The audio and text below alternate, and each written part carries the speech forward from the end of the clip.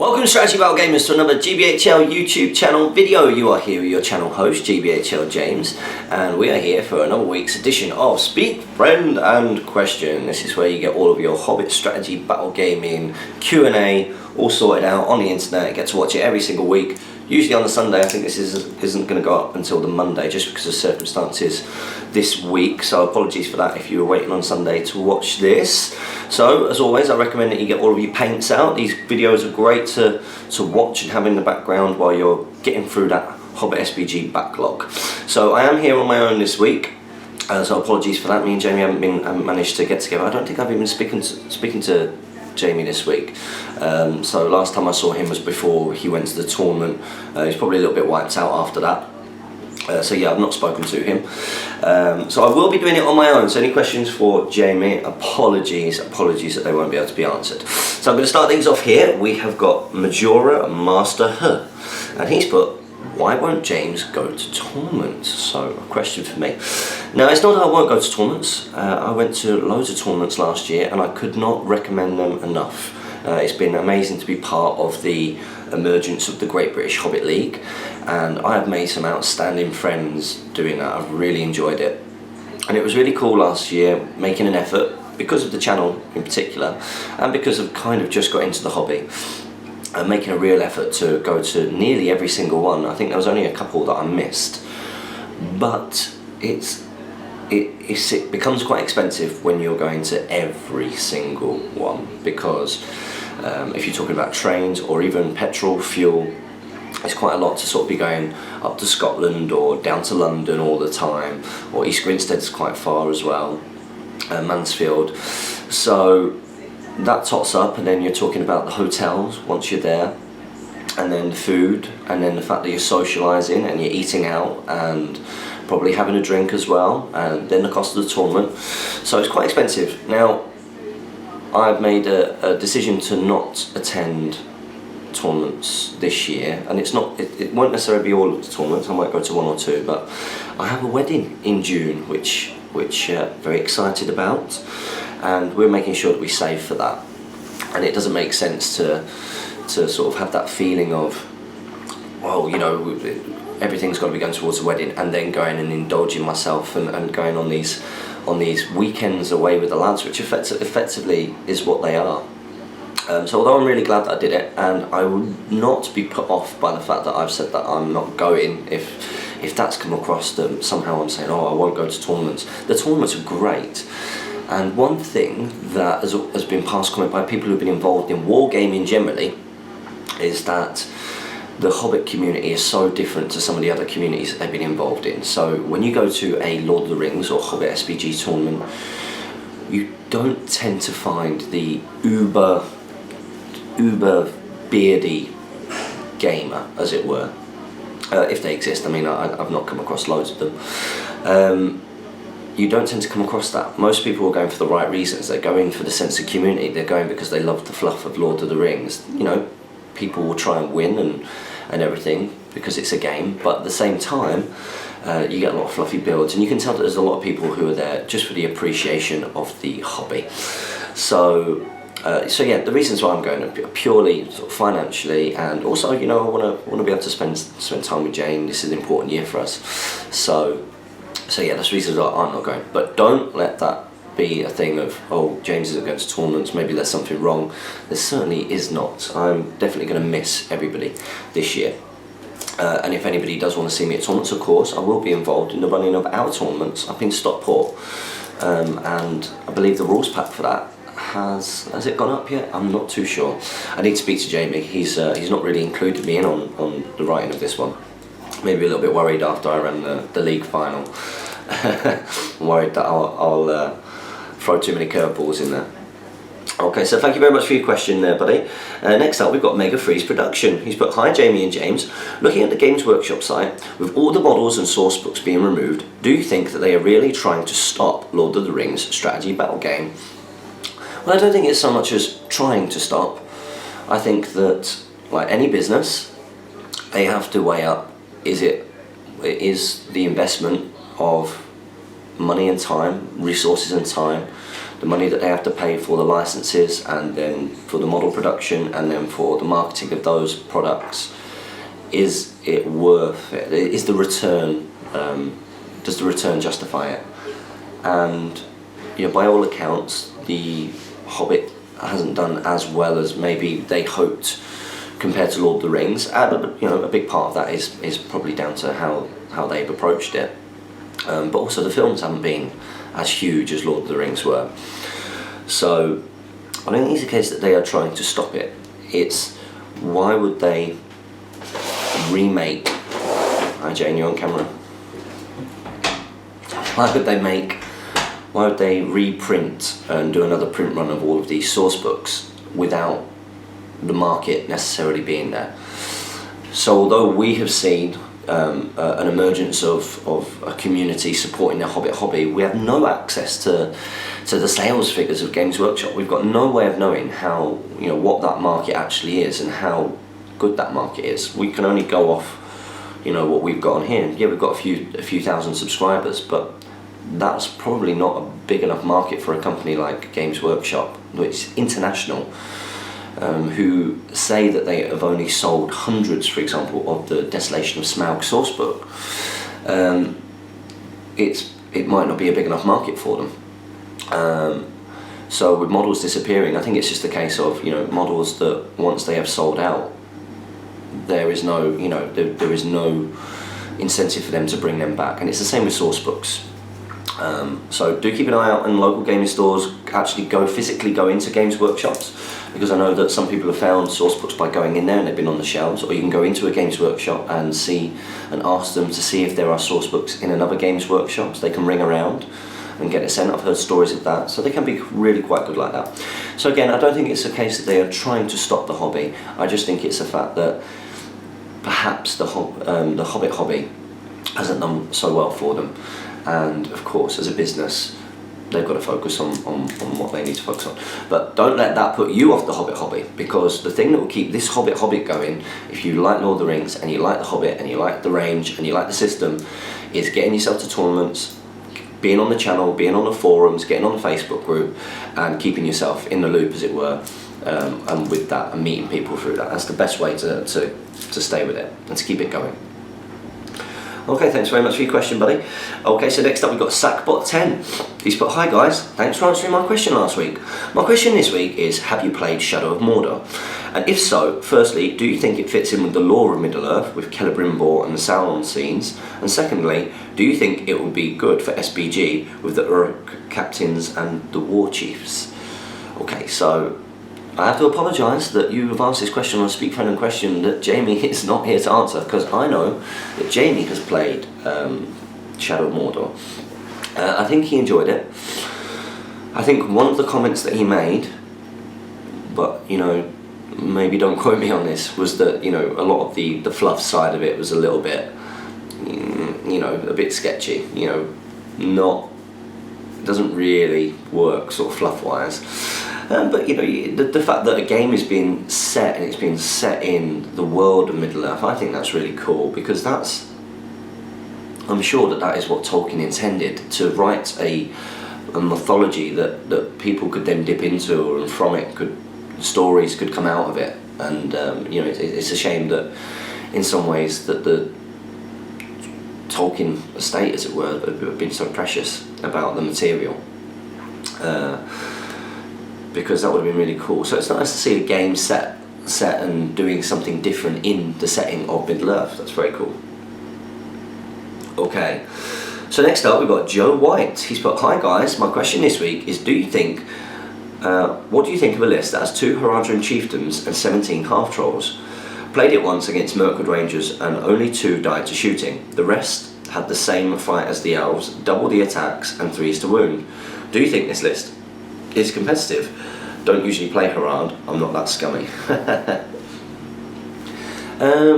Well, yeah, I mean, I think we were mentioning in our Fallen Realms week that when we were going through the troop choices, that half trolls are, I think are they 24 points, is that right? Really, defense 6, 2 attacks, fight 5, they're pretty worth it. They're pretty worth it. Only you will know whether it will be competitive because you'll go out there and play it. If you think about certain scenarios, it's likely to be outnumbered, so you're going to struggle on the ones that require outnumbering, although you've got the power to sort of get things off of objectives. So we're talking about high grounds and hold grounds, domination, the way you've got to split your forces. You might find situations where, because your army is already small, if you have to split, it's quite easy to isolate those pockets and wipe them out. You don't have a particularly powerful leader, so as a result you might give away leader victory points quite easy, and you wouldn't be too tough to break numbers wise, but at the same time I think in terms of scrapping it out, it could do very well against most things. So yeah, give it a good go, see how it goes. You've also put here, Joe, also I've used the new Thranduil on foot against new Bolg mounted 1 versus 1, and Thranduil won 9 out of 10 times. Wow, that's very interesting. That sounds like a lot of luck from Thranduil though. Thranduil on foot versus Bolg mounted, because they both fight 7. If Bolg is mounted, then if he wins the combat he's going to knock Thranduil down, and oh, what's just happened to my laptop? He's going to knock Thranduil down, and he'll only need 5s, unless he's got that burly thing where he needs 4s. I can't think off the top of my head. I would think that Bolg one-on-one on a Warg versus Thranduil on foot, Thranduil might be in trouble. Hey, who knows? The Elven Blade, I suppose, puts the roll-offs in favour of Thranduil. But yeah, good to see that you guys are going out there and, you know, testing these things out. So our next question, it's a big Speak Friend question this week, by the way, guys. There's loads of questions, which is good. Well done. Remember to stay in the loop and keep asking those questions. We've got Bullet Bertie. He's put, "Hi guys, since you seem to have missed my question last week, here it comes again. Make sure you get your questions in before Thursday, otherwise they won't necessarily get answered. Is the Game of Thrones board game as awesome as it seems? And do you have to be a huge Game of Thrones fans to enjoy it?" Now I assume that you're referring to the Game of Thrones game that's got the map and pieces, and I haven't actually played that, but Jamie says that it's absolutely fantastic. I'm guessing that you wouldn't need to be a big fan to play it, because board games, you know, for a board game to work, it's not just about the theme of the board game. You know, so for example, the Star Wars Risk that I have doesn't work just because it's Star Wars. It works because Risk itself is a really good game, and that could be any setting, which is of course what we've seen over the years with that game. And I've heard that it is a phenomenal board game, first and foremost. So with that, I don't think you'd need to be a huge Game of Thrones fan in order to get a lot from that board game. Me and Jane, we've got the Game of Thrones board game that has got the cards, but we can't work out how to play it yet, and I think it's going to take like getting it out with someone like Jamie, whose mind works in a different way to mine, to try and work it out, to be honest. And here's this week's question. What are your experiences of the Great Beast of Gorgoroth? Have you played with or against one, and is it worth its points? Greets from Germany, and keep up the good work. Okay, so Great Beast of Gorgoroth is like a mini Mumuk. It's not as good. These big things tend to be big point sinks, and we don't tend to see it out there very much. I've personally not come up across one, and I think I might have only seen one maybe at a tournament once,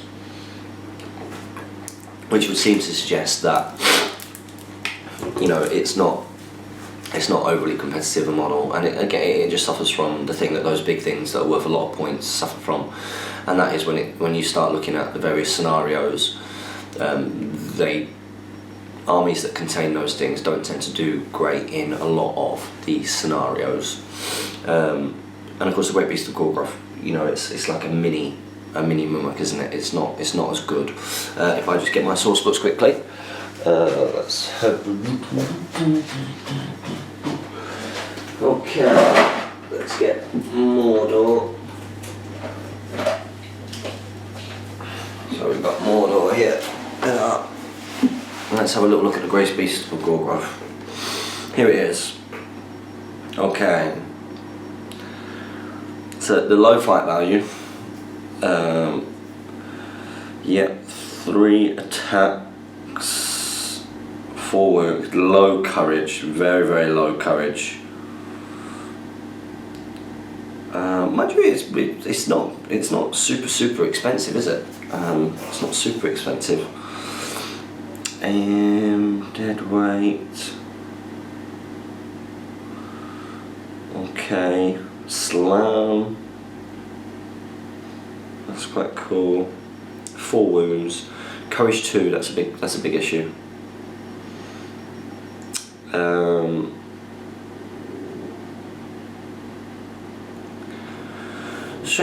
It's not fantastic. It's not a brilliant profile. So you can see why that wouldn't necessarily be out there that much. As well as the fact that there were a lot of things about the model itself, weren't there? Okay, so thank you very much for your question there, Bertie. Next up we've got Akathon39. He's put, Jamie, you fool, all mounted Rohan. Has James taught you nothing? This is in reference to Jamie going to the tournament at Titans, the Fog on the Finchley Downs, and he took all foot Rohan for some giggles. I think he did okay. He won a couple of games and he lost a couple of games. So, but yeah, it's all about the all mounted Rohan, because the Rohirrim are the horse lords. I keep trying to tell this to people. You know, they're supposed to be mounted. But anyway, last week when I said I gave up drinks, I was 9 and I'm about to turn 16 soon. My question for this week is, how would you best remove paint from a model? I wanted to repaint my Warriors of Erebor for a while, but I messed up so many times that for every layer I add on, I lose a little bit of detail. I've thought about using bleach or something, but it might ruin the actual model. What do you guys think? Okay, so to remove paint from a model, you want to get yourself the 2 things that I've used, and I'll give you a review on both. You want to get Fairy Power Spray. That's Fairy Power Spray, or what is it? It's a Dettol in a brown bottle thing. I can't remember. Now, just go for Fairy Power Spray. The other stuff I found just left it quite gloopy. What you need to do is put your models in some kind of container, put the Fairy Power Spray on, leave it for a while, give them a good shake around, and literally just run them under a tap. Get yourself a little pin or something, and then use the pin to try and scoop out any of the remaining paint out of the detail. If you're finding that you are messing up on your painting and that it's removing detail with how much paint you're putting on, then you're probably putting on too much paint onto your brush at a time. So try and make sure that before you apply paint to your miniature, that you just get a little bit onto the end of your brush, you put it down onto the palette, don't paint directly onto the model, and then put some water in and drag the paint off of the brush, and make sure that you put in enough water in, not too much, but enough water so that you can't see the paint.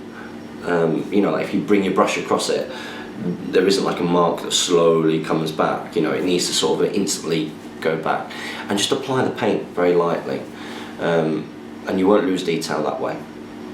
So I hope that helps. Fairy Power Spray, that's the way forward.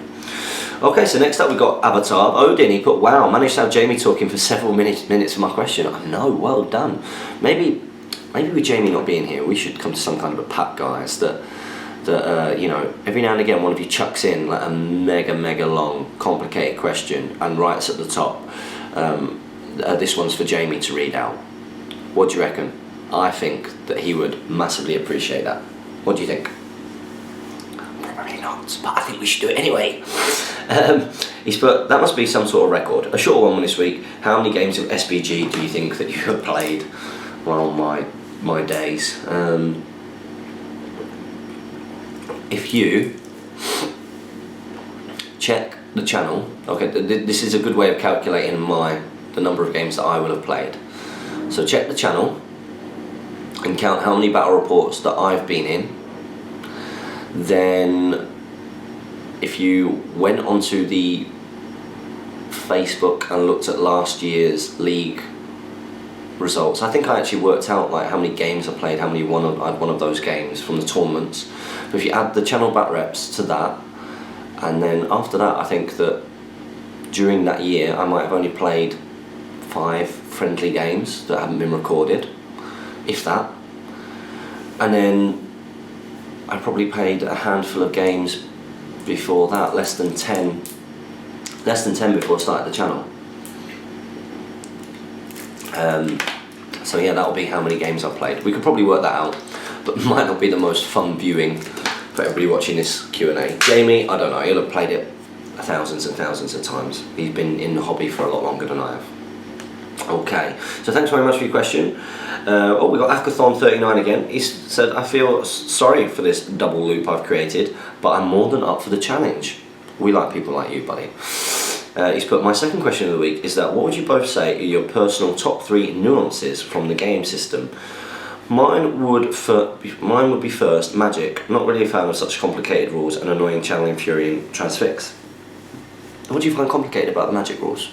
Maybe let us know in the next Speak Friendly question. I think Magic is actually quite straightforward. As long as you learn the rest of the game first and then you introduce Magic. It seems pretty straightforward. You've got someone with will that can cast certain spells. The rules of those spells are all in the books. There aren't thousands of them.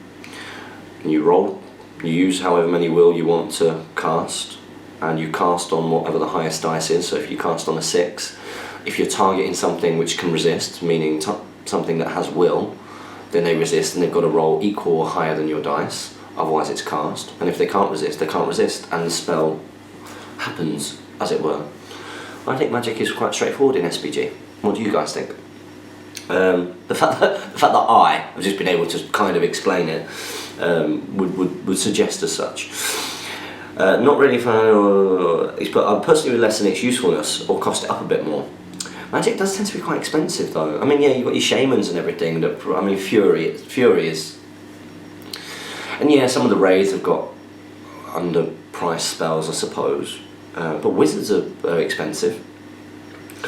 He's put second, Grimhammer's the defence. It counts as heavy armour D7, but I think it should be heavy dwarf armour for obvious heroes.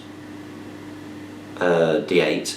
I know it would be a bit overpowered, but it should just be pointed up just in that case. I would tell you my third, but I'm conscious how long I've been talking, and if Jamie's reading, he might be reduced to tears by now. That's just me, I don't mind. Sorry for that, and I look forward to seeing what your top 3 things are. Okay, top 3 things that I don't like in the game. Wow. Well, I don't like that in Lords of Battle horses now count for VPs again. I'm obviously a bit devastated about that.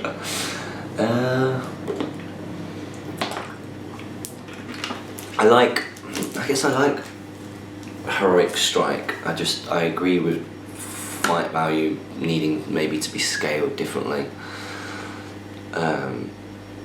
so that you can't just get like your Goblin Captain, you know, getting up and beating Aragorn if he Heroic Strike, you know, that kind of thing.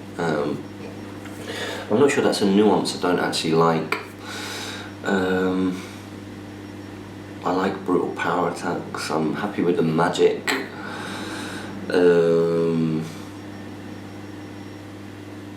What don't I like? I can't really think of anything. That's really bad.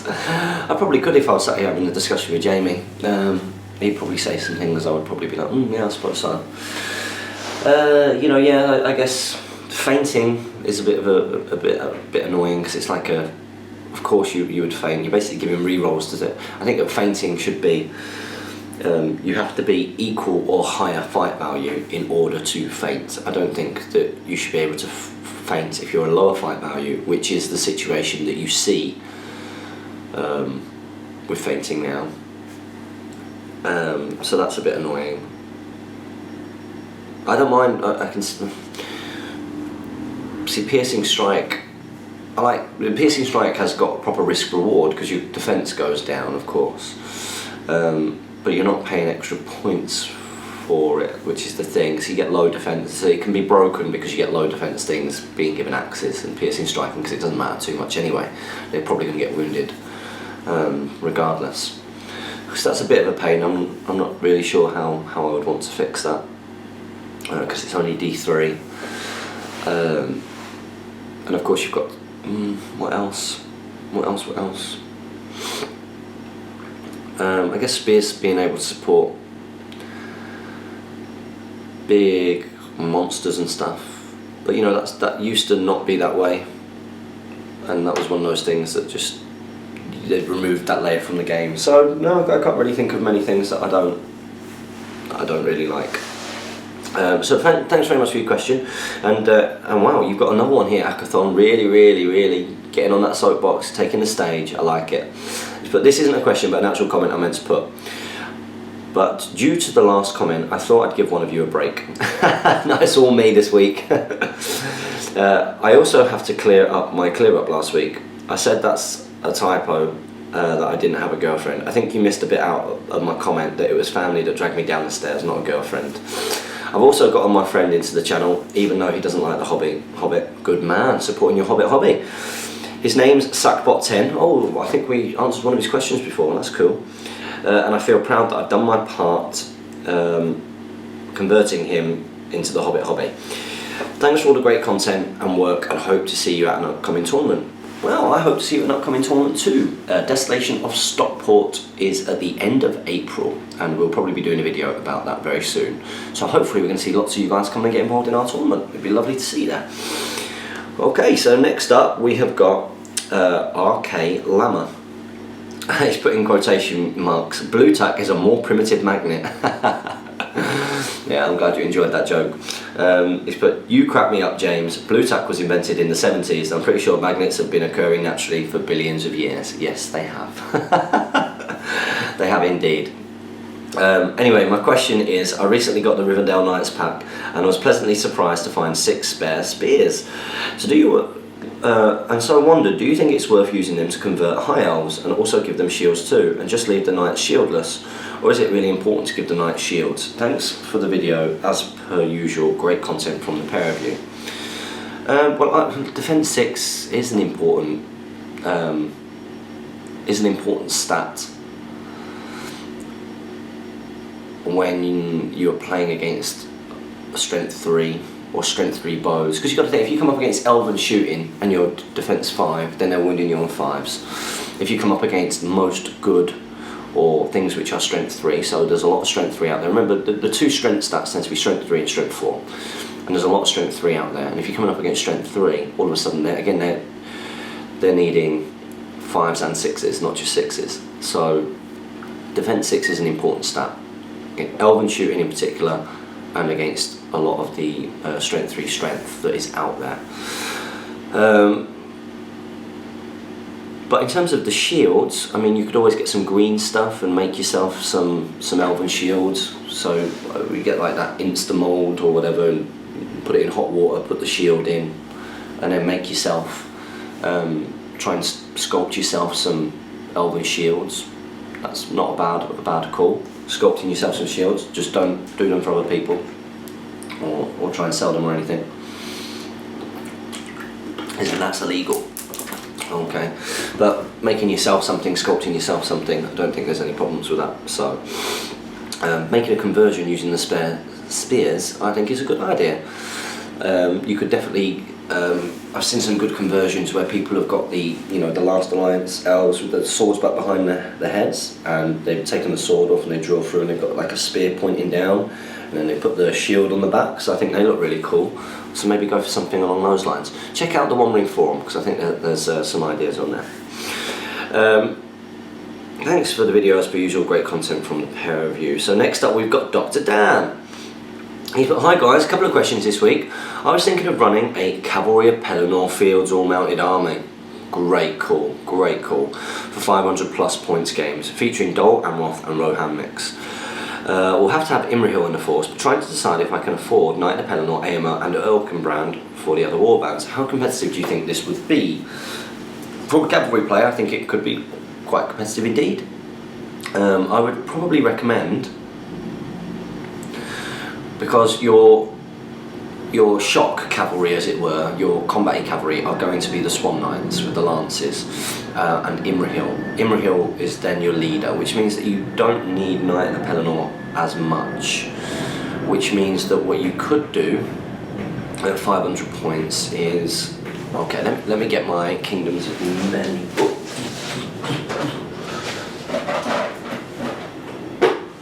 I should really just keep these up here during Speak Friend and Question, shouldn't I?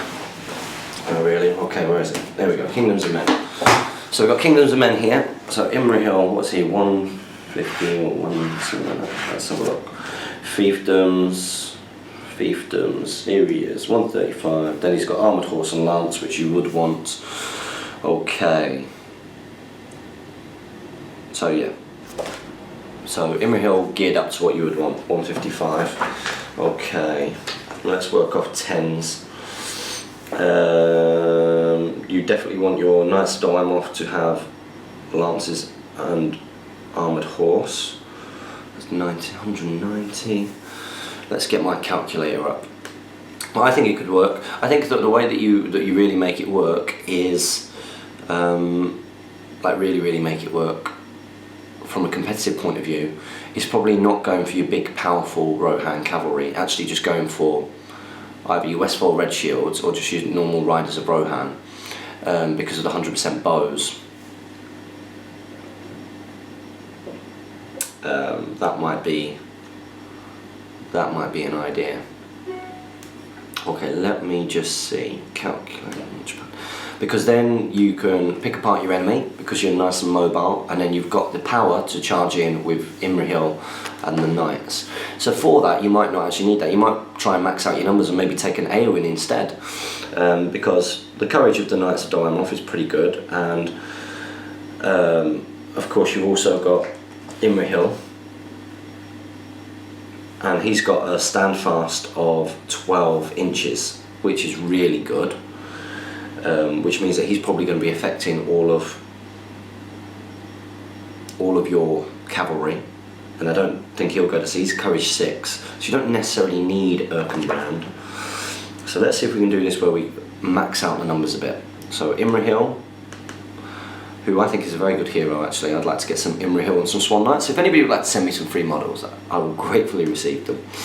Okay, so I'm doing this off 10, so 3, 4, 5, so now if we plus 46 equals 390, and then you've got 13, so 390, 13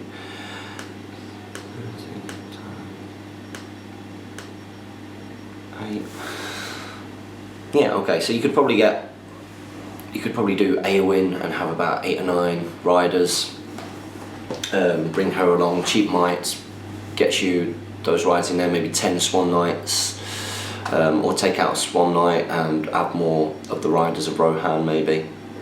I think that's what you do, maybe 9 Swan Knights, Imrahil geared up, the Swan Knights have all got lances, that's very important, and doing it that kind of way around, and then maybe having 9 of the riders of Rohan with Eowyn. I think that'd be a good way of doing for 500 points. Then you're not losing too many numbers. It's Eowyn that allows that to happen. You've got a big beefy hero and you've got a decent shock force, but you've also got the ability to skirmish as and when you need to with the 100% bows.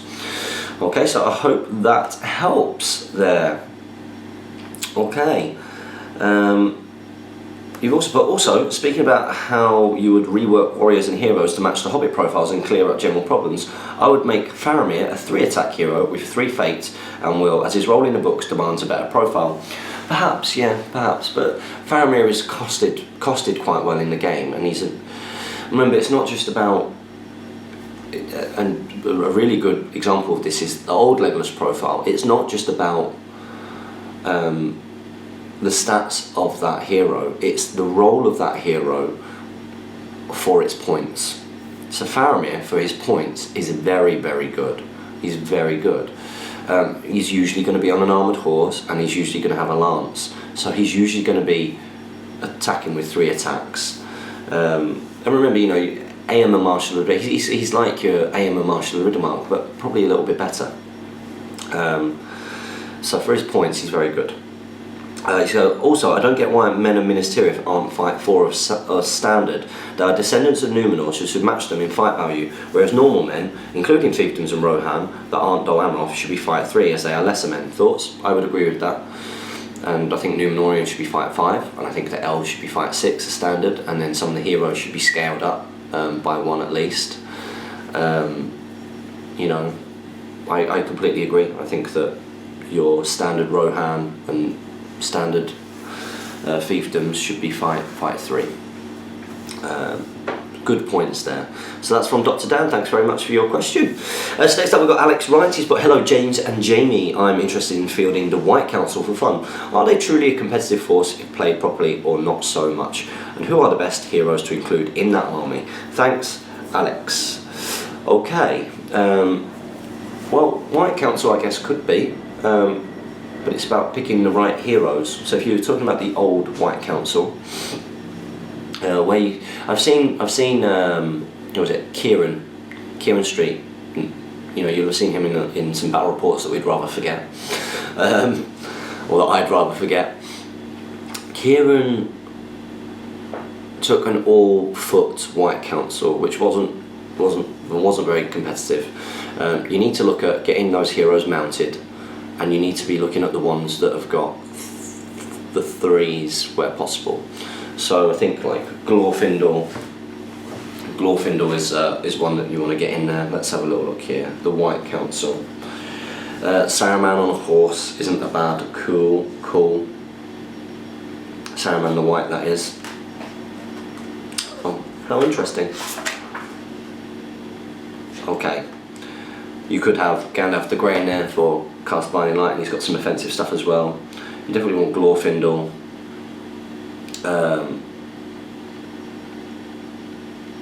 Because Glorfindel can be on a horse. Maybe Elrond, although Elrond's quite expensive. It's a tough one to make really competitive. It'd be quite interesting with the new models and rules, just how competitive they will be as a White Council. But you've got to go out there and give it a go. In terms of the new stuff, you know, new Galadriel is very good. New Saruman is very good as well. So that's worth having a good check out. You've also put here, hey guys, another quick question. Do you consider adding an Orc Taskmaster, Orc Shaman and the Dark Marshal to Azog's Hunters army as allies to be acceptable? Appreciate it, thanks. What do you mean acceptable? You mean like, is it fluffy? Well, it's not fluffy. It's not fluffy because you're not taking things from the list, but you can do what you want. And I wouldn't come across that army and think, oh, that's a filthy army. I certainly wouldn't think that. So if you want to get a Taskmaster, Shaman, Dark Marshal into your Azog's Hunters army as allies, go for it. I think one thing that you want to be aware of though is if you're putting those heroes in and you're not allowing them to lead troops in and effectively bringing in troops. So one thing you could do is you could, let's say that you've got the Dark Marshal in there, you could bring a bunch of Orc Spearmen to support your hunters on foot, because they've got 2 attacks and all of a sudden you've got 3 attacks there. It's a pretty low defence army, but you know, you could do things like that. So yeah, no one's going to frown upon you for doing it. It's not the cheesiest of things to do. So thanks very much for your question there, Alex Wright. Next up we got Cankraz the Orc. He's put, I'm in the Mighty Loop. He's put, haha, prop half a year since last question. Oh, he's put, I'm the Mighty Loop Breaker. Yeah, we've not seen this guy for a long time. He's put, probably half a year since last question, but here is one. Would a list of Bolg, Goblin Town and Moria be themed kind of like Misty Mountains list? Yeah, go for it, why not? That sounds like fun. You can I think we've discussed this before, you can always find ways of justifying the combinations that you do, you know. I don't think there's any reason why, you know, Bolg, Goblin Town and Moria wouldn't be acting together, so go for it. Next up we've got Ross Diggle. He's put, this is a question for Jamie for next week's Speak Friendly question. Can this chariots work like Monstrous cavalry except for the special attacks? Do you not think they should be able to barge as they're using their momentum to carry their weight forward, smashing people down and running them over? Having the hooves of the horses smashing in skulls and wheels crushing rib cages. He put, I already know the answer, but James asked me to do this. I think I made reference to him asking a really, really long question. But Ross, that is not a long question. I was talking like paragraphs where Jamie literally, you know, is losing the will to live because of how many words you've written. No, I think they get the knockdown, so just like normal cavalry. Otherwise, should cavalry get the barge? Because cavalry hits with momentum, you know. So I think it's fine them not having barge, to be honest. It's just weird them being monstrous cavalry. Sure, I mean, if they're just counted as cavalry, then they would have the same rule, I think. Apart from the fact that they can knock down other cavalry, I suppose. Okay, yeah, so the fact that they can knock down other cavalry is the reason why they're monstrous cavalry. Okay, so next up we've got Jason Probbins. He's put, hi guys, thanks for answering my question last week. My question this week is in reference to a question I posted on Facebook about advice for forming a league here in Colombia. Good man, that's what we like to hear. I thought about posting it on here, but the comment was quite large. So in short, I'm trying to start a Lord of the Rings SBG league here, and no one plays around here anymore. So what do you think I could do to form a league and make it interesting to draw people back? I've never been in a league, so what's the best structure? And I've been ordering my models through my gaming store here in town, hoping they bring it back and doing what I can. Thanks guys, and Jamie, I've been off soda fizzy drinks for 6 months now, and tea helped me a lot in that process. Good luck, man. I'm sure he'll appreciate that. He's doing very well, actually. Okay, so in terms of forming a league and finding other players. So the first thing you need to do is, of course, find other players. Good ways of finding other players is to use forums like the One Ring that has a population finder. Although the Facebook group now also has like a thing in the opening post where you can put down where you're from.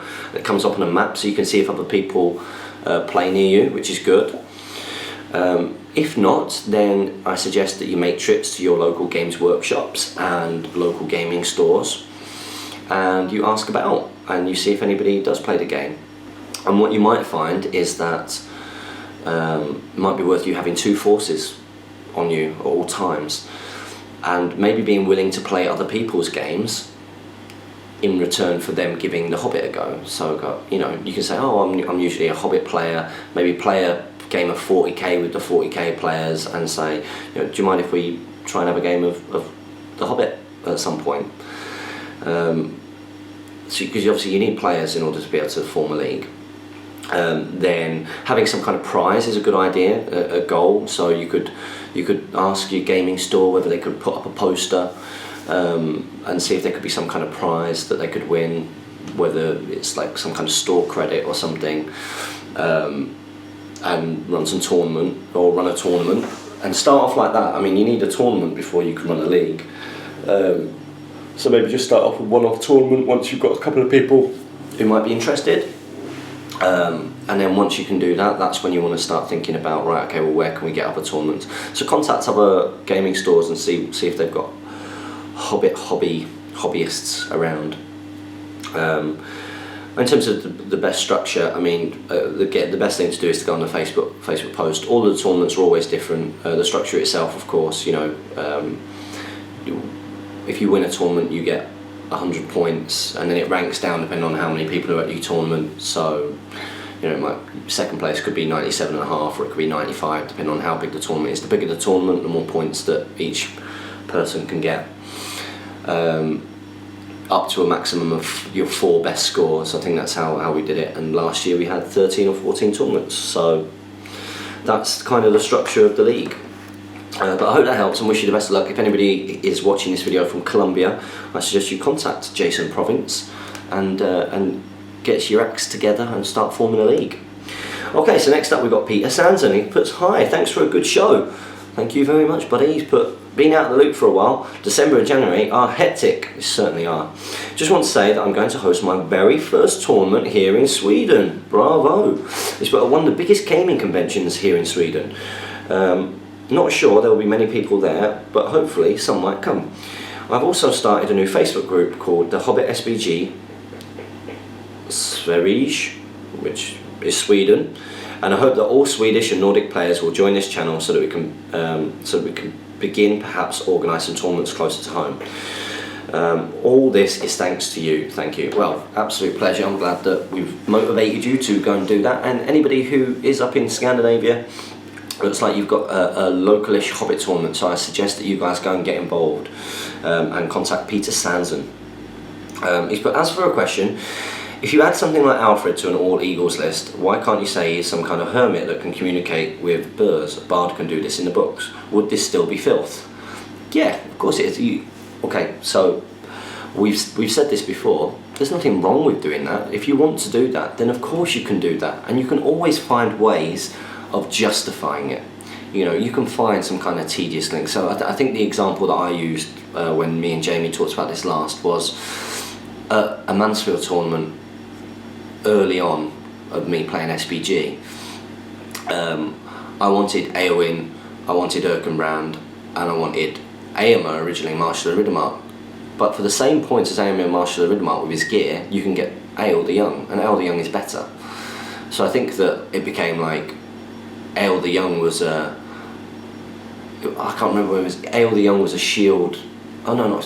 Eorl the Young was a Son of Eorl captain, or something like that. Or Eowyn, suddenly, because the theme doesn't work, is a shield maiden of Rohan, or whatever it might be. Erkenbrand is a Marshal of the Mark. It could be anything like that, and you can start justifying anything if you want to.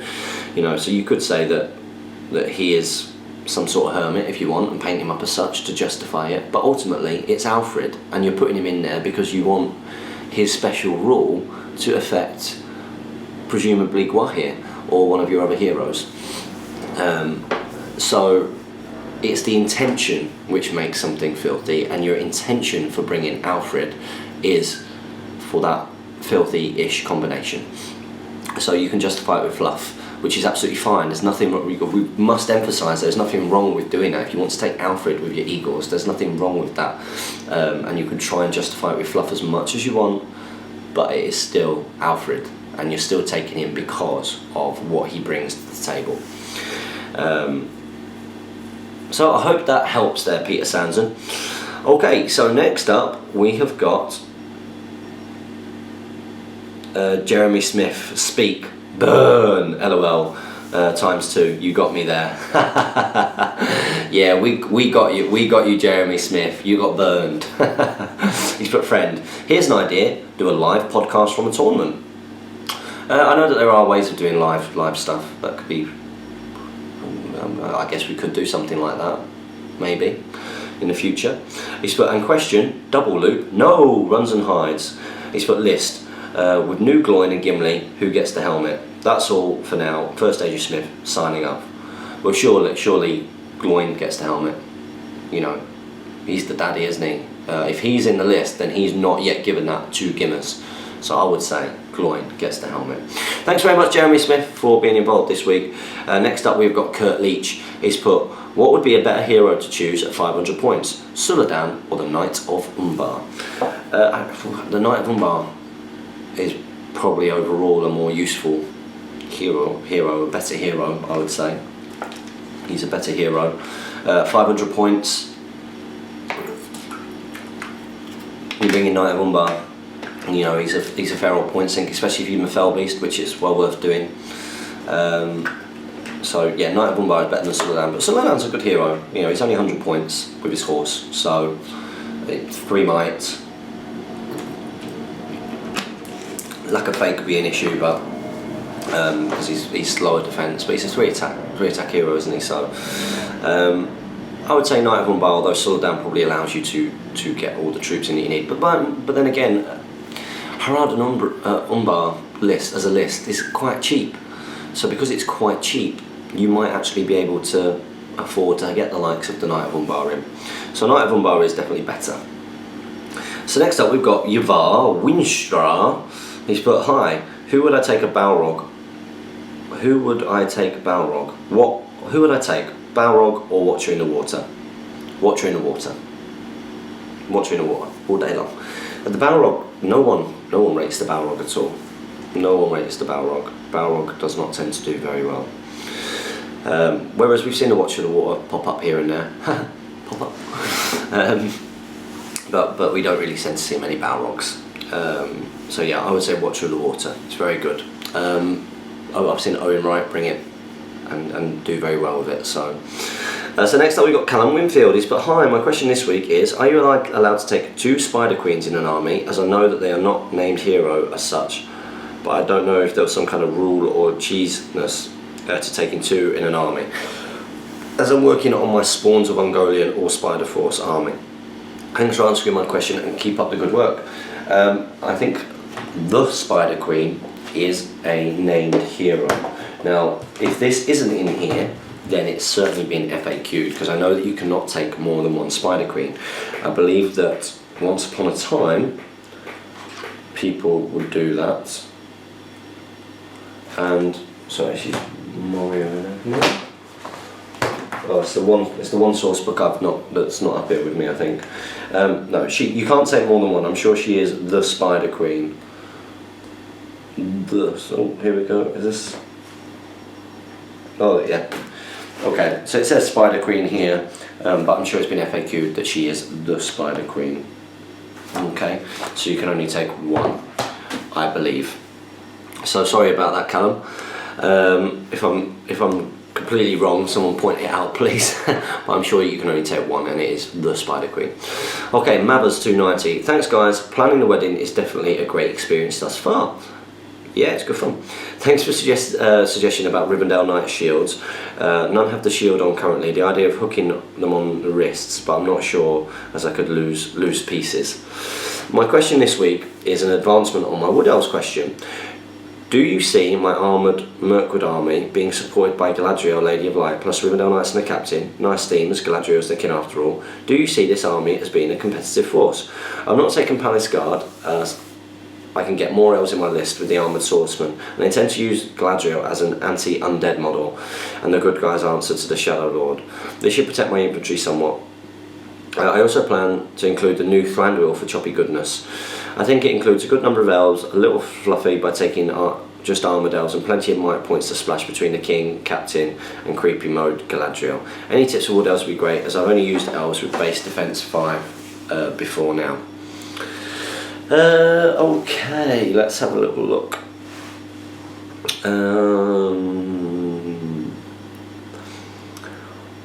I would look at that army and I would say it's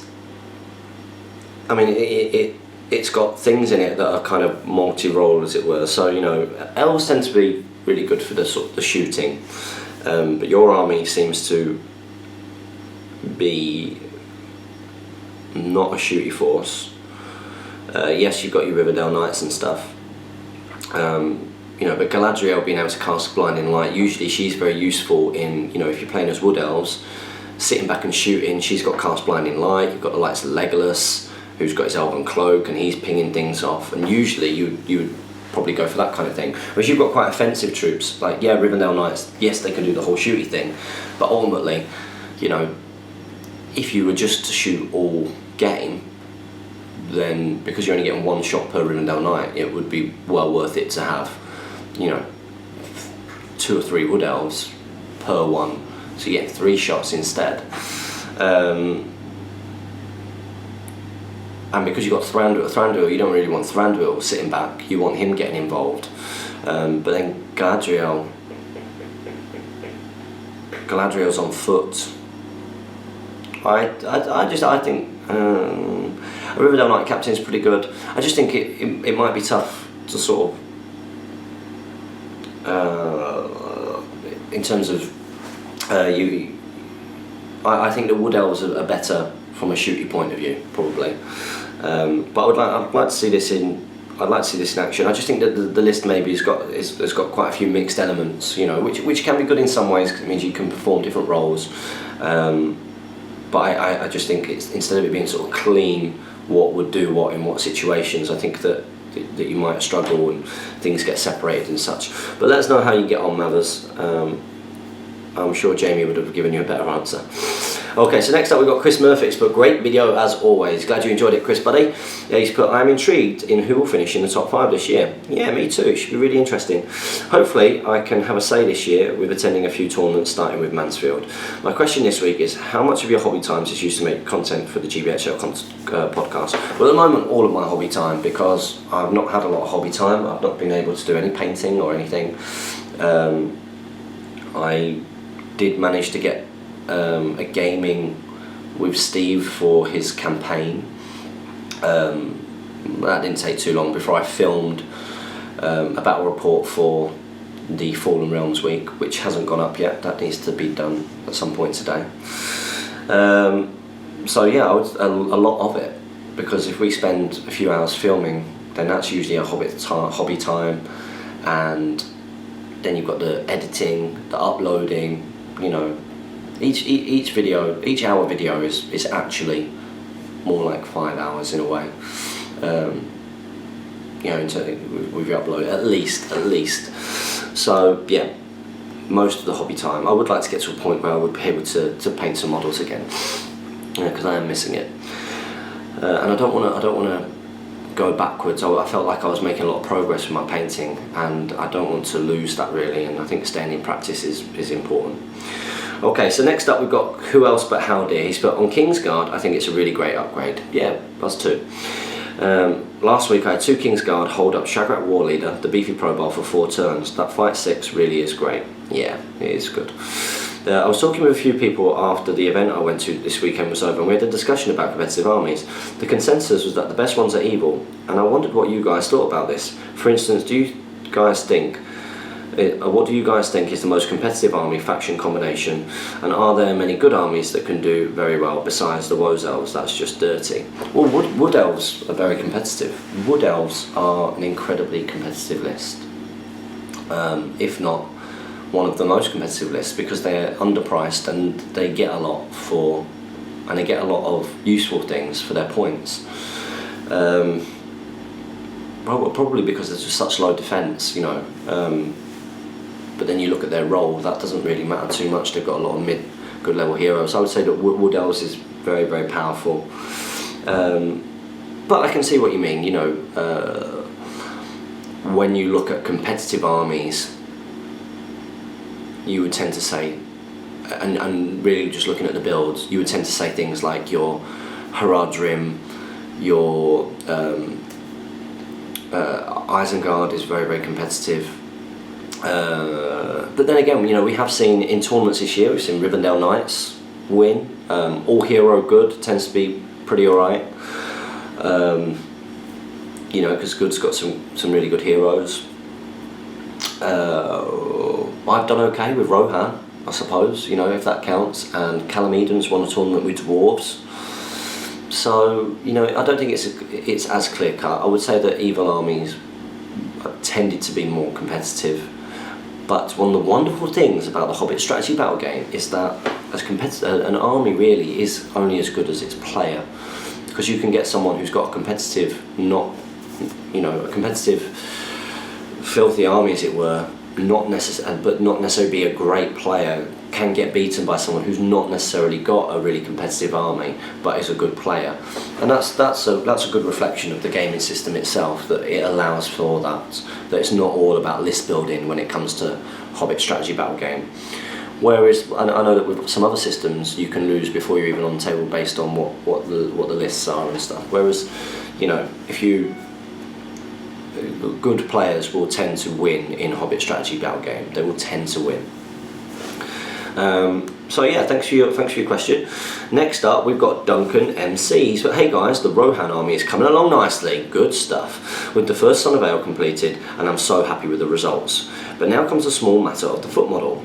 Should he become dismounted? I don't have the money or skill to start buying and converting models. I have some spare Royal Guard. Would they do? If so, should I paint him up to look like a Son of Ale, or would a regular paint scheme with a suitable marker, e.g. writing on the base, suffice? Well, a Royal Guard is definitely a Royal Guard, isn't it? I mean, and it doesn't take too much to convert a Royal Guard if you've got spare Royal Guard. It doesn't take too much to turn the sword or the spear into an axe. You can buy axes from EBOB. They've already got a shield. So, and I would say that the paint scheme is important, because the problem with that situation is if you're using normal Royal Guard with just like markers on them, is that could be quite confusing for your opponent. And I'm pretty sure that you won't want to do that either. You'd want to use something. So for example, I use Rohan captains, and I was doing it where I painted their cloaks white, but I have actually changed what I want to do with my Sons of Ale, because I don't like the white cloaks at all. But I have included a fair bit of detail and stuff on the cloaks, so you know, I think people would know that that is a Son of Ale dismounted. People use things like hammers or gablings and put axes or theodens, but I think if you're painting the cloaks white, that certainly does help. So that would be my advice there. You know, you could even take that one step further, and you could really, because there is no foot model, you could use a Rohirrim, a normal Rohan foot model, plastic foot model, that's got an axe, that's got a shield, and paint the cloak white, if you're going for the white cloak look. And technically, that is a Son of Ale dismounted.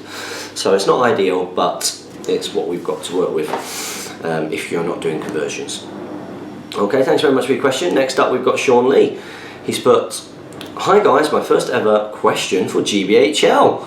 Wow, well at this point I would refer you to Jamie and say, what does he have to do, Jamie? And Jamie would say, now that we have answered your question, you must ask a question each week forever and ever and ever, because you are now in the loop. So make sure you do that. You put, "I live in Milton Keynes area, so I don't know a lot of people in my area local store that play Lord of the Rings SBG." We'll get looking, I'm sure that there are, and if there are any guys watching this video who are from that area, you know, maybe get in touch with him.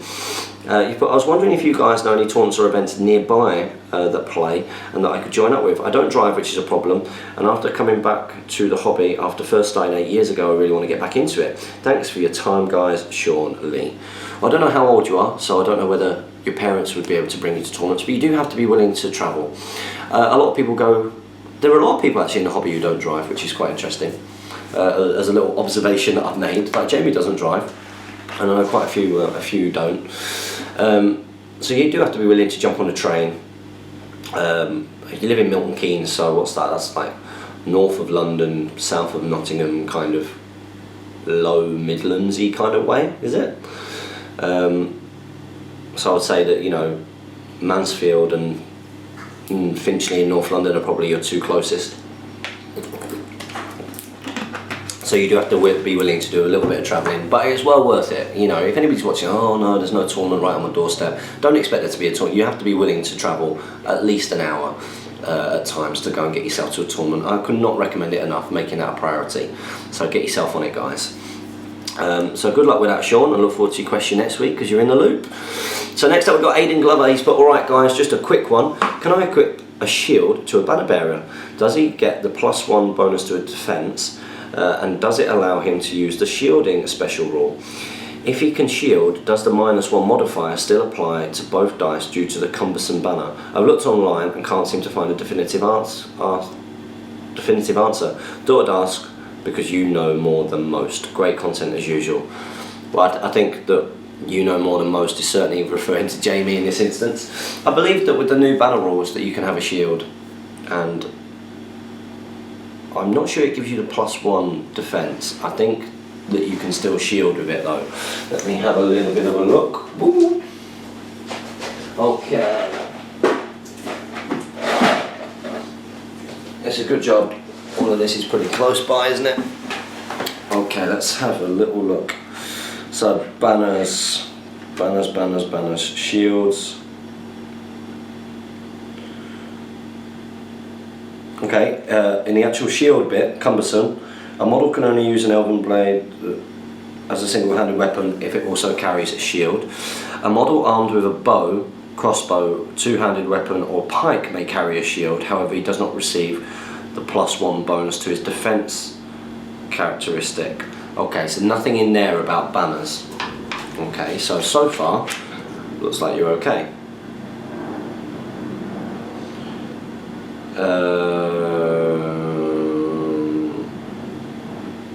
Well, from this you still get your +1, you get a +1 defence bonus, unless you're a hero and it specifically states otherwise.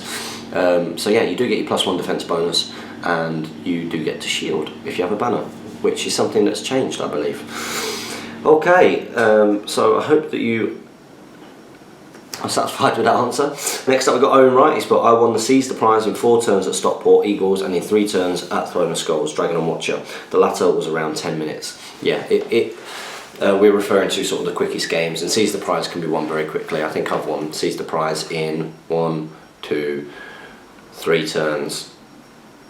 Oh, it would have been 4 turns technically, but it was 3 turns because on the next turn I would have got off, so we just called it there, kind of thing.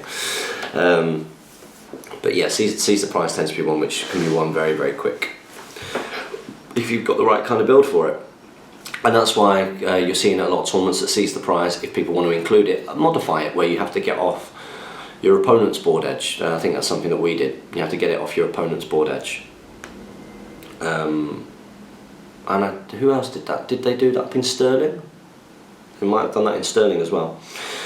Okay, so next up we've got Josh Bajant, or Bajant. He's put, hello from Australia. This is my first comment question to Speak Friend and Question, and that would mean I now am in the loop. Yes, you certainly are. Welcome. Welcome to the loop. You put, let me just say that I discovered this channel a fortnight ago and absolutely love the content.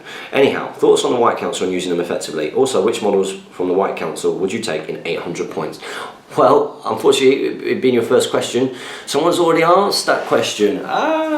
Someone's already asked. Yeah, and I think that we said, you know, if you're using the old White Council, you know, trying to get the likes of your Glorfindel in there, your 3 attacks and your 3 wounds and your 3 fate, and the ability to be mounted is going to be key. The likes of Saruman or maybe even Gandalf, especially at those higher points limits, and trying to make it sort of as much towards an all-hero army as you possibly can. And by that, you know, that kind of pattern of the 3s in the right places where possible, and maybe a wizard that can do stuff. So yeah, I'm sorry that we already answered that question, Josh, but you're still in the loop, so expect one next week. What I recommend you all do is, before you post a question, always have a little bit of run through of the comments just to see if someone's already asked something quite similar. So next up we've got Billy Fitzmaurice, and Billy, your Free Peoples should be on its way up to Huddersfield with Ross Diggle. I gave it to him and he's going to Huddersfield. I know you're going, so there you go. He's put, thanks for the answer. I just want to say that I wasn't having a little dig about the no content Saturdays thing. We know you weren't, don't worry. He's put, I know it's difficult finding the time to get content, and I do appreciate everything you guys do. He's put, Jamie, it was finally great to get a game in against you. Thoroughly enjoyed the battle, and it did get my best game, most sporting vote. That's good to hear. He put, my question this week is regarding Fog on the Finchley Downs. I had a really weird experience at the tourney. I went to it with a mindset of doing well, which I think I did, but I realised that because I was trying to do well, I was a bit of a different person when playing. I finally understand now what being on the top tables can do to you. Do you suffer from the same experiences when doing well at the tournament? Well, I know that Jamie certainly does. You know, Jamie likes to try and win early on. If he's not, then his head won't be in the game and he'll play differently. You know, and Jamie's definitely different when playing competitive to when he's playing sort of in a nice way. Like, very different. And I think the same could be probably, like, that's happened with me a few times actually. I know what you're talking about. Like, I like to sort of play from a kind of fun point of view, but also try and win. And I have found myself certainly at some games. I think that a really good example of that actually was I played, and it's probably the most from I've been like, was up at Sterling. And I played against Dave Nolan, and Dave Nolan is a relatively new player, but he does very, very well. He's an experienced wargamer, and you know, he very much approaches the table like, oh well, you know, I don't really know what I'm doing, but clearly he does. And you know, especially when certain rules things come up, or certain queries, or there are conversations that are going on a while that, you know, don't really need to be going on a while. And this is no slate at Dave at all. This is just when you're in the game. I think that's probably the most hard-headed I've been in a game. Just kind of like, no, this is the rules. This is what you got to be like. And it's because I knew that, you know, if I win that game, then effectively I was coming second or third, which is good. So yeah, I very much had that mindset on. So I know what you're talking about. You can definitely change your mindset and how you play. And I think it's important to be able to dip in and out, as long as you don't become a horrible person. I think that's the key thing. Just don't become a horrible person. You know, there's a difference between being competitive and being awful and not fun to play against. Okay, so next up we've got Josh Triffitt. We've got loads of questions still here, and we're over an hour at the moment. Josh Triffitt's put, hi guys, no question this week. I just wanted to say thanks to Damien and Chris for organising and running a great tournament. It was my first tournament. I had a fantastic time. Everyone who I met and had the chance to speak to, it was very friendly and welcoming. I can't wait to go to another event. Thanks for all your hard work, Josh. So there you go, that's a shout out to Titans Wargaming because they've just run Fog on the Finchley Downs, which by all accounts was a good fun tournament. And they do run a few a year, so well worth checking it out. And of course you've got other ones this year. You've got us, so you've got your GBHL podcast tournaments up in Stockport. There's some up in Huddersfield. There's some fun ones back down there. There's Mansfield as well. You've got Scotland again, which I certainly would recommend to everybody. So yeah, make sure you go and have a look. Okay, next up we've got Tommy Menoys, but I'm sorry if I confused you both last time. I meant that James looked up Gildor in the source book to explain his rules. I'm not out for three things. Alright, no problem at all. But this week I would like to ask, who do you think is the best father and son or son's team is? Bolg and Azog spring to mind. Yeah, that's, I mean, it's an inexpensive combo, but that's got to be one of the best ones. Elrond and the twins. Well, Elrond and the twins, if you can take the twins as well, that's pretty damn good. Elendil and Isildur's good. Aelin and a warband of Sons of Ale. Well, they're not his actual sons, are they? Unfortunately. I mean, Thranduil and Legolas were a good combo. You know, the old ones, and obviously the new ones are a bit more beefed up. I mean, it depends. There are a lot of good father and son combos, aren't there? I'm not sure which one the best one would be. I mean, from a power point of view there, Bolg and Azog, you know, on wargs would be pretty beastly. But Elendil and Isildur, very, very good. As are Elrond and the twins. Thranduil and Legolas springs to mind as well. New Thranduil is very good. You could maybe have new Legolas, but they worked well when they were cheaper as well for the role in that particular army. So yeah, it's interesting, isn't it? There's some very good father and son teams. So next up we've got Dave Egan. But staying in a loop every week until the end of your days is tough. It's tough, but it's so worth it when you go to the GBHL ever long life after. You know, that's what you're aiming for. That's what you're aiming for. Okay, so if this cuts off any second, it means that I need to delete some content off the camera because I've got something red flashing. So forgive me if it suddenly cuts out. But anyway, if the Silmarillion were ever made into a film or television series, what characters or scenes would you most eager to see? Likewise, imagine if some of the Silmarillion characters had SBG profiles. Okay, so what would I like to see? Well, I mean, just the Silmarillion. I don't think the Silmarillion itself could be done, but stories from it could be done. You know, so the likes of Beren and Luthien could be done as a story. You know, and you've got all the stuff like with Celebrimbor, but I really like the story of Turin. You know, and the Children of Húrin is a good story, very tragic. So I'd definitely like to see some of those people. You put, can Thryden Warsbane piercing strike without going two-handed? I don't think so, not unless he's got a little axe on the side of him. Sorry about that, guys. So as expected, that cut out, so just had to delete a couple of little things there from Fallen Realms Week. Okay, so what were we looking at? We were looking at Thryden Warsbane and whether he could piercing strike without going two-handed. I would say nope. Nope, he has to piercing strike. He has to go two-handed to piercing strike because it is his two-handed weapon. So exactly the same as the likes of an Axeman of Lossenark would have to go two-handed in order to use the piercing strikes, two-handed axe. If he wanted to do a single weapon strike, he can feint because he's got a sword on his side. So there we go, that's that one answered. And you've got, to the person who was asking about transporting your models when going abroad, I just carried mine in a Games Workshop figure case and took it on a plane as hand luggage. Keep up the great work as always, lads, and happy strategy battle gaming. Thank you very much, buddy. So next up we've got Charmed Balthazar. He's got, hi GBHL, I'm afraid I've been out of the loop since mid-December. That is not good enough. You need to sort that right out. He put, my girlfriend was visiting from the States for Christmas, so all my hobbying had to be put on hold. Okay, I suppose that's okay. But now I'm back and I've caught up on almost a month's worth of GBHL videos. My problem is in regards to painting armies in bulk. I recently started expanding my Isengard army, so I promptly decided to get 8 Uruk-hai warriors painted all at once, and damn, it's taken me ages. I know the basic point of doing it all at once, like I say, painting the armour on all of them before moving on to the next colour, but somehow I've sunk 8 hours into them and I still feel like I'm hours away from finishing, which is strange since I can paint a lone Uruk in about an hour. My progress certainly doesn't line up with what James said about finishing the army in 3 days. I'll probably finish this batch by the time the next video is out, but I could use some tips when it comes to painting multiple miniatures at once. Cheers guys. Okay, well, Uruk-hai, I mean that is strange because Uruk-hai are really easy to paint. If we've got some hobby vlogs on painting Isengard, definitely worth having a look. Damien's got some, which I watched when I was painting mine. I would say it's pretty straightforward. Sprayed black, then skin, Doomwall brown, then the armour, and then you've only got little bits of detail really.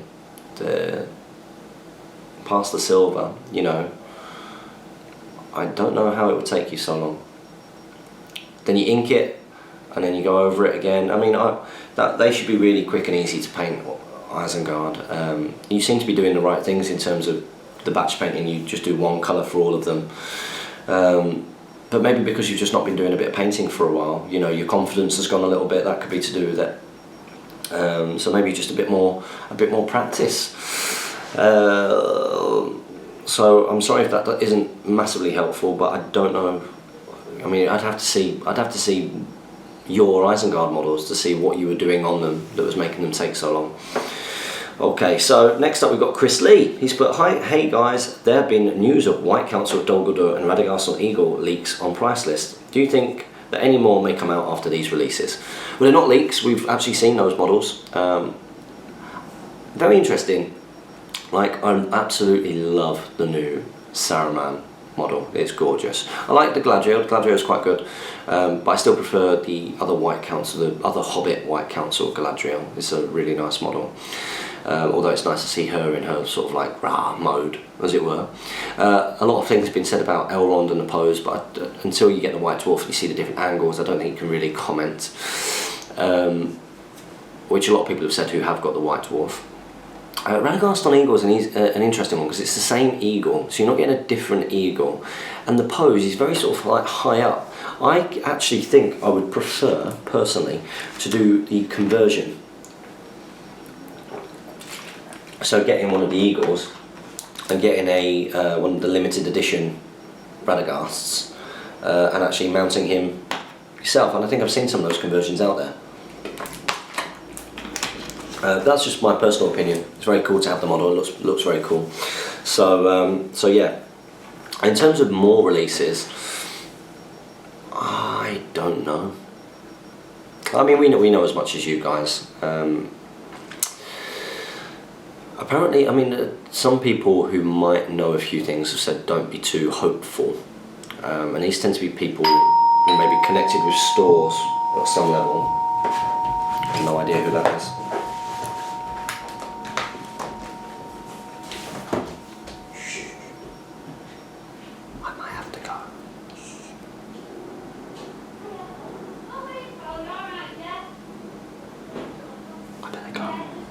Sorry for another disturbance there. That is the issue of having a fiance who doesn't tell you anything.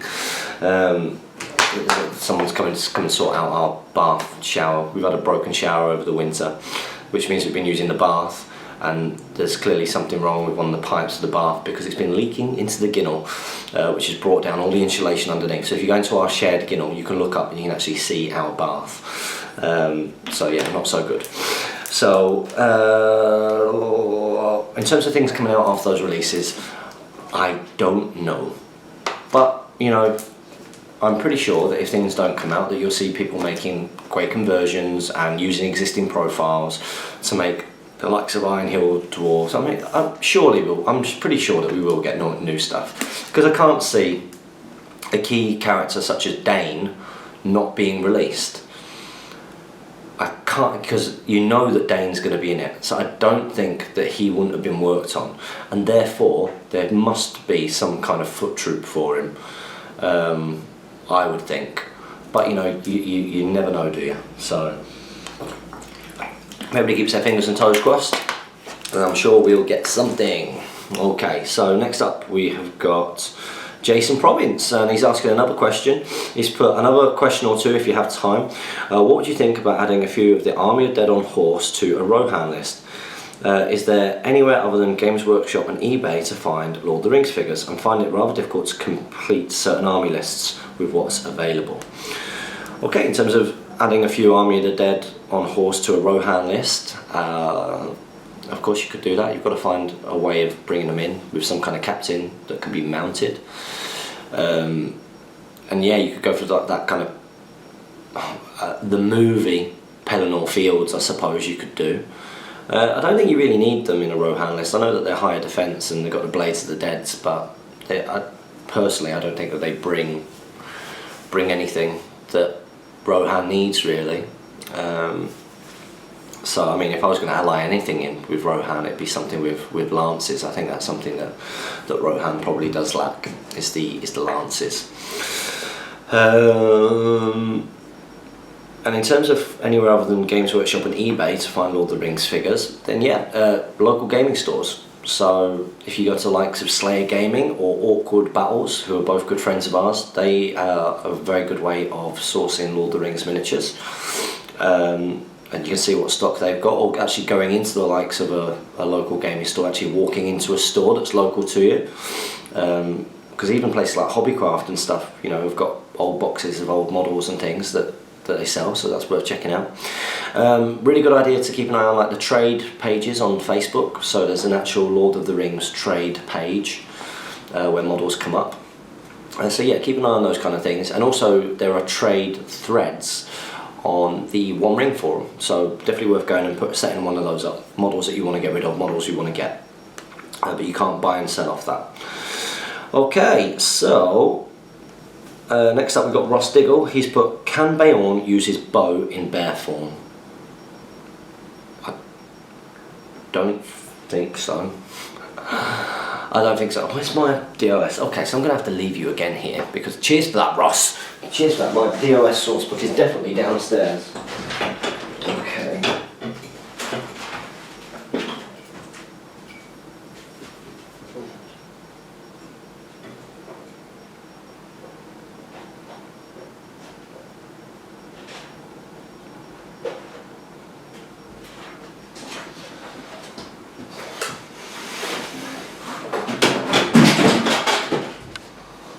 Okay, here we go, let's have a little look. Okay, I don't think so from a common sense point of view, certainly not. I would say no, because the bow is listed in the options for the Beorn man part of this. So when he becomes Beorn the bear, as in the monster, I don't think he would use his bow. But then again, why would you sit back and shoot with a bear? And when he's a bear, he has to charge towards the nearest enemy model, doesn't he? Oh no, he must always charge an enemy if he is able to. So I would personally say no. That's my answer to that. And then you put Owen. Oh, then we've got Owen Wright. He's got, if AMO is 5'6", then Imrahil must be 5'7". Why? Why? Explain yourself, Owen. I think they both should be 5'6", but Imrahil is 5'6". I know that Imrahil has got sort of a lineage, like a noble lineage that links back to elves and the like. But Imrahil, you know, does no more on the battlefield, I guess, than AMO. I know that Imrahil obviously takes charge of the city when Aragorn and everybody go out to fight at the Black Gate.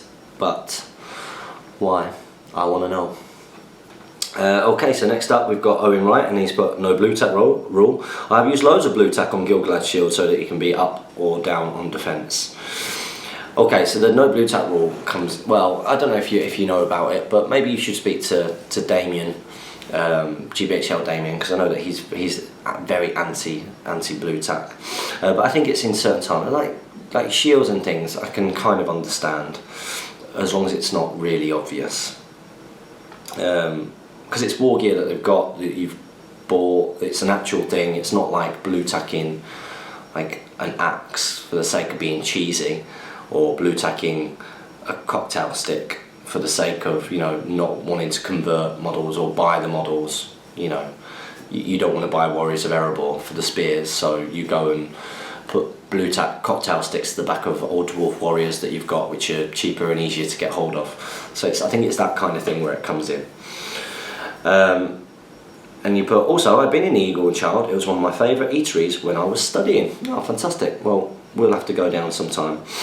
So next up we've got Bradley Cobden. He's put, sorry guys for not asking the question recently, but this week's is, do you think we will get any more terrain considering now the ruins of Osgiliath are discontinued? Well, it was rumoured that we were getting some Lake Town terrain, but now that Desolation of Smaug has passed, and that we're well into Battle of Five Armies, I honestly don't think so, which is a shame. So, you know what that means, guys? That means you need to get out there and start doing your conversions and your building work and make some really cool terrain. And there are a lot of really cool terrain makers out there that you can find. So keep an eye out for that. And he's put hashtag wooden spoon for the win. That's because Bradley attended the, did you attend the league final, Bradley? I think you did. But he did have to get off, and it was his first tournament, and he's a young lad, and unfortunately he did get a wooden spoon. But well done for getting involved and supporting your Hobbit hobby, Bradley. So next up we've got Barry O'Neill. Wow, how many questions have we got here this week? There's loads of them. He's like, hey guys, listening to this while painting my army for Stockport in April. No Harad this time around. That's good to hear. He's like, can't wait for the tournament, and it already sounds like it's going to be huge. Keep up the great work. Yes, lots and lots of people have said that they are definitely coming on Facebook, so maybe this will be another record breaker for Stockport. Stockport, of course, holds the record. Finchley isn't too far behind, really. And especially considering it's a scout hut, you know, they do really, like a scout hall, they do really well in terms of numbers, and they seem to be able to squeeze a few more people in this last time. But yeah, Stockport, we hold the record at the moment, so it'd be wonderful if we could break that record again, and maybe get over 60 people. How amazing would that be? Make it happen, Strategy Battle Gamers. And look forward to seeing you there, Barry, as always. Okay, so next up we've got Al Wood. He's put, hi guys. At the beginning of the Ministerial Review, you told those of us who did not have the source books to hurry up and get them, as a lot of them are no longer available online from Games Workshop. That's right. I'm very happy to say that just 4 weeks after starting the hobby, I am now the proud owner of all 5 blue source books, and I did not pay more than £17 for any of them. That is really good going. These were all bought from my local Games Workshop store, and I want to give a huge thanks to Seamus at Games Workshop Sutton Coldfield for ringing around the other stores and getting them sent to him. Inspired by the Ministerial vids, I decided that they would be my army of choice for the good side, and inspired by you, James, I have the figures for an all-mounted 500 point Ministerial army. Faramir with 5 knights and 2 mounted Citadel Guard with longbow. That's cool. Captain with 5 knights and 2 mounted Citadel Guard with longbow, and Denethor on foot with 4 knights and 2 mounted Citadel Guard with longbow. This is Faramir's force when trying to retake Osgiliath. I would appreciate your comments. Thanks, Al. Well done for getting those source books. That is good going, and let that be a lesson to all of you. Do not give up and lose hope and despair when looking for those source books. You can get out there and you can find ways of getting them. It sounds like your Games Workshop manager, Seamus, was a real good help to you there, Al, so well done. Really cool to hear that you're going for an all-mounted force, Al. Now, the fact that you fight 3 means that's not particularly ideal, but mounting Citadel Guard is a good way to go. Mounting Citadel Guard, so you basically got move and shoot, the strength 3 bow for good, which isn't a Rivendell Knight, so that's pretty good, and cheapish. Okay, so you've got Faramir. I would say, and you've also got whatchamacallem, Denethor on foot. Now Denethor, there's no point having Denethor on foot in your all-mounted army. He's just going to get well left behind, and I would say it's not worth it. What you want to try and do is maybe, so you've got captain now. Captains, I would say try and do a king of men instead of a captain. because you got to fight 5, which is well worth it. So try and mount up a King of Men with a lance, do all that kind of stuff. All you need to do is do a head swap, really, for a Minas Tirith warrior. The fact that you fight 3 across the board is a bit of a shame. But you Citadel Guard aren't, you see, so you could still put spears on the Citadel Guard, and then then they can support mounted. I'm pretty sure that they can support mounted. So that's how you could get your fight 4, I suppose. And try and maybe then max out your numbers. So I said 500 points. If you got Faramir, you could get 2 more. Maybe you try and mount Baragond. Mounting Baragond would be a good idea. It's cheap. So yeah, maybe Faramir, mounted, armoured horse, lance, all that kind of stuff. Baragond, he'd be leading your Citadel Guard from a fluff point of view. And then maxing out as many riders with lances, or knights with lances, and Citadel Guard on horse with bow. I think that could be quite good. You only need 2 or 3 heroes, and then try and get more numbers in there. That would be my advice. I hope that helps. So next up, we've got Thalianor. He's put, "Hey guys, I've been watching your channel so much that I've begun to say all my days very frequently." You're not the only one. It's been quite funny when I've been at tournaments and I'll hear, like, just across the gaming hall, "Unbelievable," or "Hold my eyes," or one of Jamie's like, "Oh, give us a 6," or hashtag Bosch has become a huge one. That appears all over the place. That's of course Jamie. Jamie in that video, I think they did a Rohan scenario, didn't they? And he went Bosch, and of course rolled all 1s, which was not any good. So yeah, it's really cool to see other people getting the catchphrases, and of course everyone uses support your Hobbit hobby and happy strategy battle gaming and all that kind of stuff, so that's really good. Just to continue the discussion from last week, I personally think that the fight scale of 10 worked well until they made some of the Hobbit models slightly overpowered. In terms of the game, I don't suppose this has much of an effect because you pay for the high fight value, but in terms of lore, it doesn't seem right. I would agree. As you said, it's weird having Aragorn lower than some of the other characters. Anyway, I think Legolas, Bolg and even Azog should have been fight 6. Yeah, I would agree with that. Thranduil, I think, is fine at fight 7. I would agree with that. Additionally, and I think some of the Dwarven company who are fight 6 should be fight 5. Additionally, if there was a Dane profile, I think he should be fight 5. Speaking of Dane, I think a cool special rule would be that one of his attacks could be resolved at a higher strength than his normal strength, i.e. strength 7 instead of strength 5, representing him smashing his skull into an enemy. See, well, I think that would be lower strength, because I think headbutting someone is not as strong as hitting someone with an axe, personally. So maybe something like he has an extra attack at strength 1 or 2 or something like that. You know, if you want to do something like that, or everything in base contact takes a strength 1 hit. I know, something like that could be quite cool. A fight scale of 12 and limitations would be good for the first stage. Don't think the game will ever go that far, however, when there are load more skilled elves and Balrogs, thus making it more balanced. Anyway, my question this week is, what are your most favourite quotes, not speeches, from the Lord of the Rings and Hobbit movies or books, based on their importance or just their epicness and emotional feel? If you had to pick a most favourite quote, which would it be and why? Thanks guys, keep up the great work. Well, I like some of the things. I like what Gandalf says to comfort Pippin, you know, about the afterlife. I think that's very good. About a far green country, you know, and the swift sunrise and all that kind of thing is pretty good. Or what he says to, like, Gandalf comes up with some good ones. What he says to Frodo about, you know, it's not for us to choose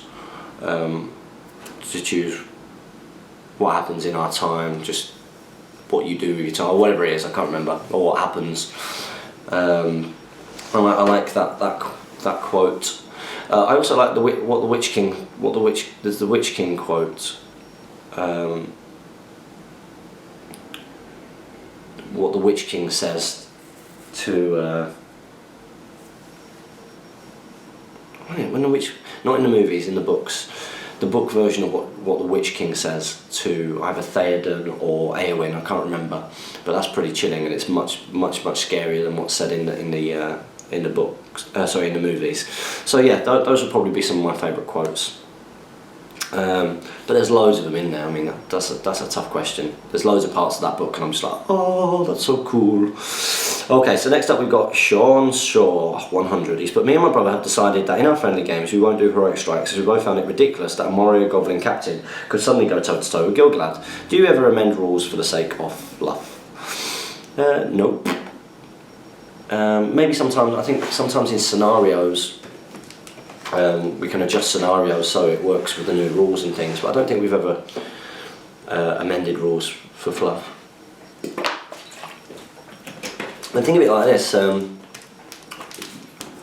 Moria Goblin captain can't really go toe to toe with Gilgalad. Gilgalad's fight 9 anyway, so yeah, I mean the Moria Goblin captain might be able to get up there and match him, you know, but he's only going to be able to do that for 2 turns, and Gilgalad is defense 8 with his shield and gets +1 to wound and probably won't need to heroic strike, so he can use his might to actually try and win the fights. He's 3 attacks, hopefully be mounted on a horse, +1 to wound with his spear.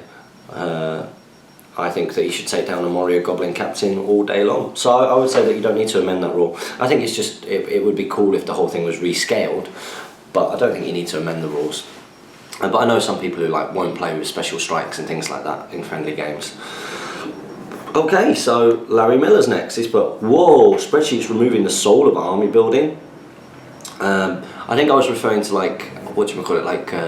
the Lonely Knights army builder and stuff like that. I don't really enjoy doing that. I love getting the books out and smelling the book and seeing it and, you know, doing it from that. I mean, you know, you want to be playing with these, don't you, really? And then writing it all down on little bits of notepaper and finding them in bits of the house, you know, that you weren't expecting. But I always use my own handcrafted spreadsheets for mine unless I'm walking somewhere when I think one up. I think James needs to learn the beauty of Excel. I hate Excel, I hate spreadsheets. I hate them with passion. You know, where I can avoid using them in my business, I will avoid them. But sorry about the lack of questions lately. Had a period of not getting much hobbying done, so I'm catching up on some videos now. Glad we finally got a game, Jamie. Also glad it wasn't against the Nomite Angmar. That sounds terrifying for an all-hero list to face. You're now the last channel host I need to face, James. Don't look forward to that experience. It will be disappointing. On to my question. I'm not sure if this has been asked before, but what are your favourite unnamed hero sculpts? Unnamed hero sculpts? Captains and chieftains, as well as the King's Huntsmen, Taskmasters and their ilk, but not unarmed monsters, as they're more of a separate category. I think mine would either have to be the hand-in-the-air dwarf captain or the Gundabad orc captain. Okay, well I do like the sculpt of the Rohan captain. I think I do like the Rohan captain. You know, and some of the Gondor captains look okay, but I mean they're just fancy warriors of Minas Tirith, I suppose. Unnamed sculpts, captains and chieftains. Oh, the Mahud King. The Mahud King is gorgeous. I think that might be my favourite. That's up there. But even the Corsair captain's pretty cool. What else? Shaman wise, some of the Urukai captains I really like. The one from the Ballista set who's pointing with the sort of Greek helmet like that. That's pretty cool. You know, and the shaman, the Urukai shaman that's got like the stick out stretched like that. He's got his arms like that, and he's pretty naked. He's pretty cool. So yeah, there's some pretty cool ones out there, I would definitely say. But yeah, probably those off the top of my head. Although I really like the new Merkwood armoured captain. He's really nice. A very nice sculpt. And some of the new Lake Town militia stuff's really cool. So yeah, maybe some of those things. Okay, next up we've got William Farquhar's son. He's put, I am 180 centimetres tall. I think that's 6 foot for you imperialists. So to begin with, I wasn't sure about a connection to a mythical Lord Farquhar, but I do like to eat my gingerbread legs first, and seeing as you guys answer our questions every week, I thought I'd research and try to find out. How very cool. He's put, so it turns out that the Farquhar sons are indeed descended from Mr. Farquhar. Well, it will be, because that's, I mean, names that do have son at the end are, you know, son of. So Farquhar's son means son of Farquhar. However, I have not been yet been able to find out whether or not he was a lord. I will ask my mum. She has done some family research and might now. I'll keep you updated. I also just realised that I am the tallest Farquharson that I know, and they seem to get smaller the further back you go. Maybe the small stature has been bred out of us gradually over the past 8 or so centuries. It could be. We've got royalty in our presence, guys. This is, descendant of the famous Lord Farquhar of Shrek 1. I also learned that the clan was known as the Fighting Farquharsons. I couldn't possibly have asked for a better inspiration for army list building. Yeah, it's very cool. Family history is very cool to find out. I tried to do a little bit of mine. It's something that you need time to do, I think. But anyway, here's my question. Can Druzag enrage a spider queen? I don't think I had Mario and Angmar handy. No. So, I don't know, I presume so. It says the spells work on all warg, spider and bat models. Well then, yeah, probably. The profile of the warg chieftain, it specifically states that he is a warg, so no big discussions there. But the spider queen is defined as a giant spider monster, while giant spiders are defined as spiders. I should mention that in my Mario and Angmar sourcebook is in German, so apologies if something has been lost in translation. Sorry for the long comment, especially as Jamie has had to read it. I love it that this is becoming a thing, that you all know that Jamie hates reading questions. I don't see why not, off the top of my head. I don't have the source book to hand. It's the only one that isn't around for some reason, so I don't know where that's gone. So yeah, next up, we've only got 3 more questions. It's been a long speak friend question, probably because I'm on my own and I do tend to waffle away. We've got Robert Hawksworth. Mind you, we had 53 questions this week. That's pretty good going. Hi guys, first time asking a question, have a few more, but as now I'm in the loop, we'll save them for future episodes. Good man, you are now in the loop. My question this week is about lances. If a Serpent Rider, strength 3, somehow beats defense 8 Dwalin in the fight, it should then need 6s and 4s to wound. What would the lance reduce this to? Would it be 6s by 3s? In that case, it seems a bit harsh as you still need that magic 6. And then he's crossed out unless you've got cheating element games dice. Thanks for answering this great show as always, Rob. Absolute pleasure. It becomes 5s and 3s, I believe, so you modify each of the 2. So you need 5s and 3s rather than 6s by 4s. If I'm wrong, someone correct me, but I'm pretty sure that that's right. You need 5s and 3s. So next up, we've got David Whittaker. He's put, I wrote a long question, pressed backspace, which took me to the previous page, thus ruining my beautifully worded question. I hate it when that happens. He's put, so here's the short version. Of Mini Wargaming Matt and Dave were to have a one-off SBG game for a bat rep on the most popular miniature wargaming YouTube channel, what do you think they could do? Which army scenarios would get the most subscribers to put down their Space Marines and give the Hobbit hobby a go? Also, well done for converting to Team Mr. Ghibli and have a tea toast on me, and you too, James. I don't want you feeling left out. No, I don't want to be left out, you're absolutely right. Okay, so Mini Wargaming Matt and Dave were to have an SBG game on most... what do you think they could do, which armies, scenarios, etc. would get the most subscribers to put down their Space Marines and give the Hobbit hobby a go? I think you've got to get stuff in there that's fun. But still have armies. So I don't think a pure scenario would work, because I think one of their complaints is that, and I think that a lot of wargamers might feel this way, is that it can feel a bit like reenacting. And of course, one of the things that some people like about Warhammer 40k or Warhammer is that you're making your own story effectively. So you make your own fluff for your army, or you follow the fluff that they give you, but it's a bit more of an open universe, and it's quite believable that these things are going on. Whereas with the Hobbit or the Lord of the Rings, really we're using a bunch of profiles, but in a very different way than what a lot of the time than what actually happens in the books or the movies. So I don't think doing a scenario, although scenarios could be cool, like a Barlin's 2 or something would be cool. I think what would get the most is if you did have a pitch battle, but it's got to be something that's quite cinematic, that lots of killing, so not a reconnoiter, not a hold ground, or not even necessarily like a domination, or a domination is quite a good one I suppose to show. Maybe like a Lords of Battle or a custom scenario. you know, some kind of, the Challenge of Champions that we did at Stockport was very cinematic, having the two big heroes in the middle and then the armies going and fighting over their bodies, you know, something that's quite cinematic. And you need to have a good versus evil, and you want something that looks cool.